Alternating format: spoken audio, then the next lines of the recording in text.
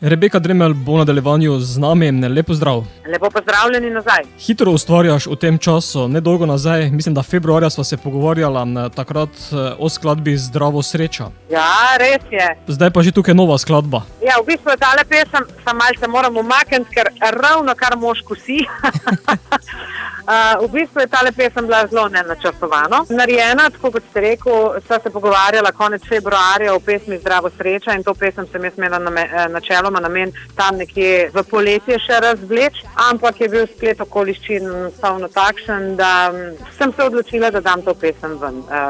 O kateri bova trenutno danes govorila. Nekako sem začutila, da je prav moment, melodijo sem imela že nekaj časa doma, tekst se je spisal na hitrico in se je pač pesem posnela. Tako da jaz sem zelo vesela, da mi je tale zgodba uspela na takšen način, kot sem si jo jaz zamislila, ker mi je res dobra pesem in se mi zdi, da je padla na prava tla, no, ali kako naj se izrazim. Je potem doma dovolj navdiha ali celo preveč? Mislim, jaz sem sicer res doma, že 5 tednov, čisto cele dneve, 2krat sem šla samo vmes v trgovino, ampak jaz o samem nekem navdihu ne morem govoriti, zaradi tega, ker jaz imam doma res strašansko veliko gužvo in tiste mame, ki so doma za šolo obveznimi otroki, takimi malimi, kot so moji, ki jim je treba res od začetka do konca vse pomagati. Poleg tega sem zraven še eni vzgojiteljica, pa kuharca, pa hišnik, pa ni da ni, tako da mislim, da mi res ni čas.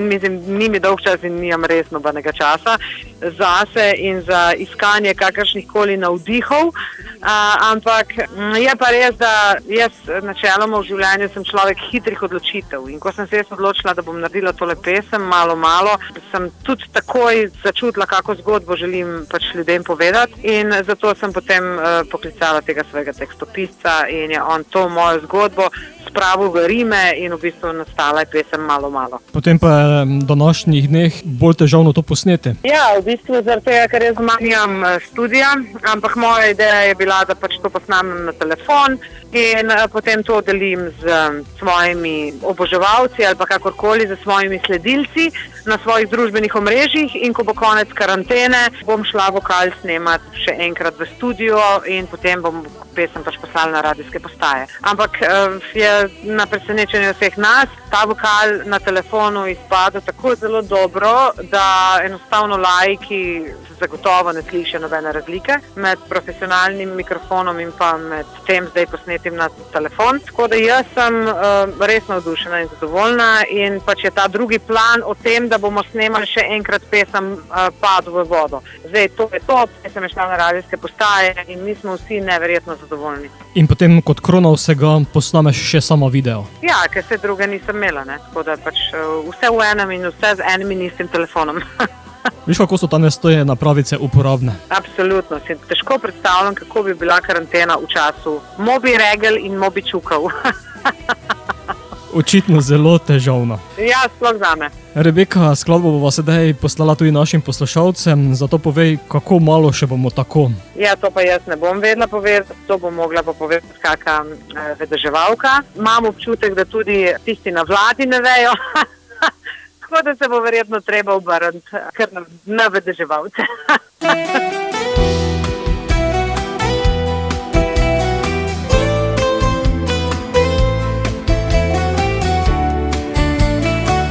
Lepo pozdravljeni, jaz sem Rebeka Dremelj in vi poslušate oddajo Radioaktivno.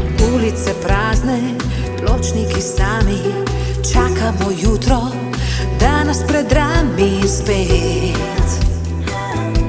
Začnemo živeti.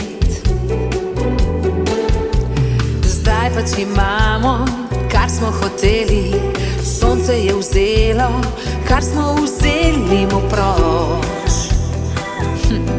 Davno nekoč. Malo več miru in svet se znova bo vrtel.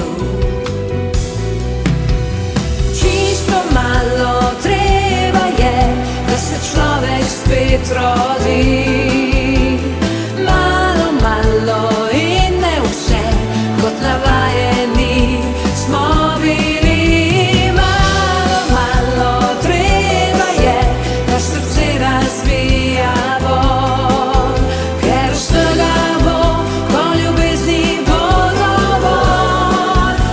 Ljubezni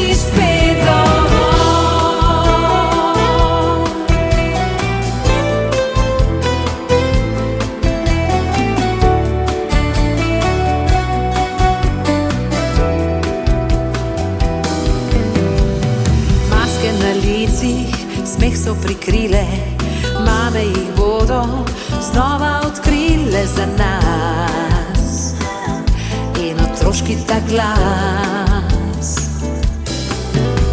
Smo pozabili, vsi smo ljudjele, čas pa je izbral bo znova vesele in glej, vse bo okej. Malo več miru in svet se znova bo vrtel.